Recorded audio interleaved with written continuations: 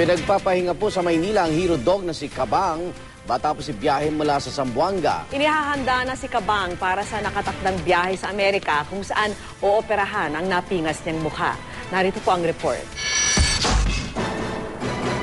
Mistula mang halimaw, bayaneng itinuturing ang asong si Kabang.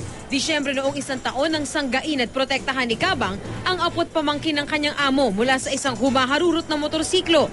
Pero napingas ang nguso ng kaawa-awang aso. Mula noon, may mga nagpahatid na ng tulong at tumingin sa kondisyon ni Kabang. Pero kailangan pa rin itong operahan para iwas komplikasyon. This one here because it's really exposed. So that's the reason why we have to give her antibiotic every day.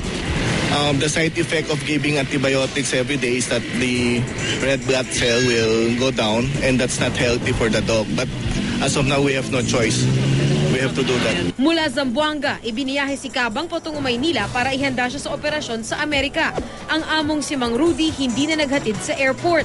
Hindi na ako masasama sa airport dahil baka tumutol pang luha ko. Sa NAIA 2, 2 tauhan ng Animal House sa Makati ang sumalubong kay Kabang. Sa susunod na linggo ay nakatakdang ibiyahe si Kabang sa Amerika. Doon, susuriin siya ng mga veterinaryo sa University of California Davis School of Veterinary Medicine. Plano raw kasing lagyan ng false teeth ang hero dog. Pero sa ngayon, tiko muna ang bibig ni Dr. Ed Unson ng Team Kabang kung saan dinala ang aso. Nais daw muna nila makapagpahinga ito ng husto at makarecover sa stress sa pagbiyahe at sa pagkawalay sa amo. Para sa saksi, Lia Manyalak del Castillo nag-uulat.